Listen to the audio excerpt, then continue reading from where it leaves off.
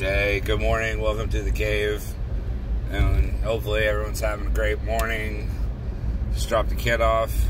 It's oh so spectacular. He was dragging his feet like he didn't want to run the race. Dragging his feet. And I know that feeling. I don't really want to go to work, but you do what you got to do when you got to do it. I wanted to make a little commentary about, I watched this video this morning before I got out of bed. Tim Pool, I'm sure people know who Tim Pool is. And Tim Pool is what I call a fence sitter.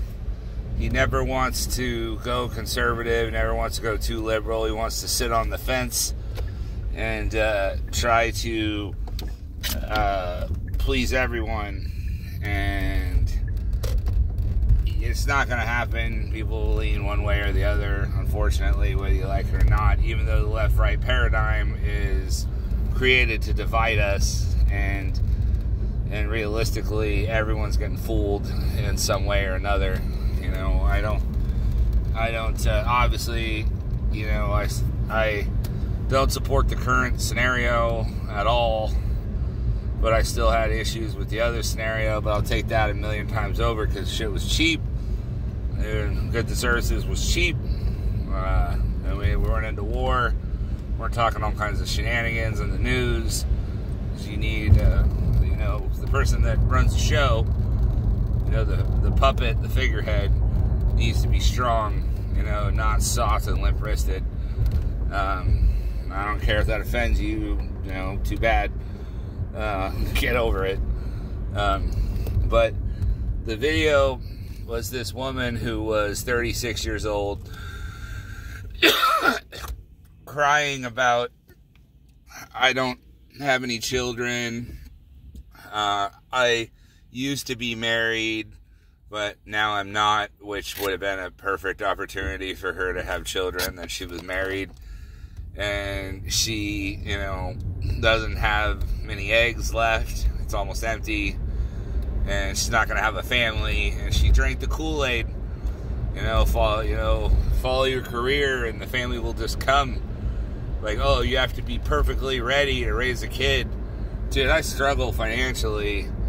And I had my kid in wedlock. And there's no right time for children. And children are a blessing and a curse all wrapped up in one. You know, it's hard to stay and it's hard to leave. I didn't get that concept until I had to do it day in and day out. But the thing is that, say she's 36, you know, with no kids, and I'm 44, and I step to her and I say, what's up? You know, you want to go for a walk in the park? You want to, you know, get a beer? You know, you want to go out on I hate saying this word, but go out on a date? You know, what about my boy? What about a mother for my boy?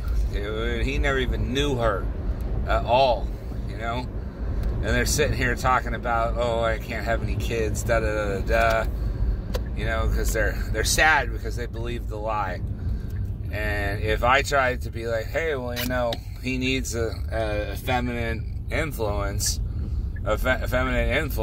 you know, she'd be like, well, you don't make six figures, and you're not in shape, and you're not a Chad, and you don't have a chiseled jawline or whatever kind of nonsense.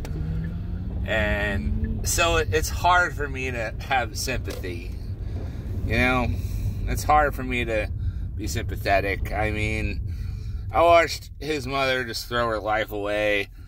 I see three boys when I visit with them. It's pretty sad. Like, I know they miss their mother, especially the oldest dude who's 17.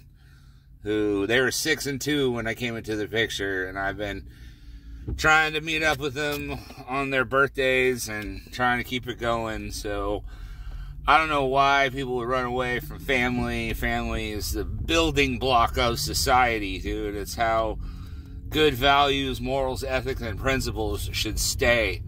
You know, the whole like, oh, I can just love whoever I want and be whatever I want and do whatever I want. Me. That's the current narrative. So it's funny how that trying to remove God from things has led things down the path to Sodom and Gomorrah, just a free-for-all. And so, yeah, I mean, that woman wasn't horribly unattractive, dude, but I doubt if I said what's up that she would ever, and I know it's someone on a video and someone who probably doesn't even live in the same state as me, but it's the concept of like, hey, you know, you see this on the dating site, you're not a real man unless you take care of my kids. Well, you're not a real woman if you don't offer a motherly type of influence to my boy, dude. And to me, how somebody takes care of their children has a lot to do with if they're attractive, you know, at this age of my life, you know, because it's more than just your looks. You know, you gotta have some kind of intellectual depth of some kind. So, yeah, this is a little bit of a rant, and I understand that. So let's go ahead and get in here to the old rat race. As Jericho Green would say, shout out to that brother. All right, everybody have a wonderful day. Take care. God bless.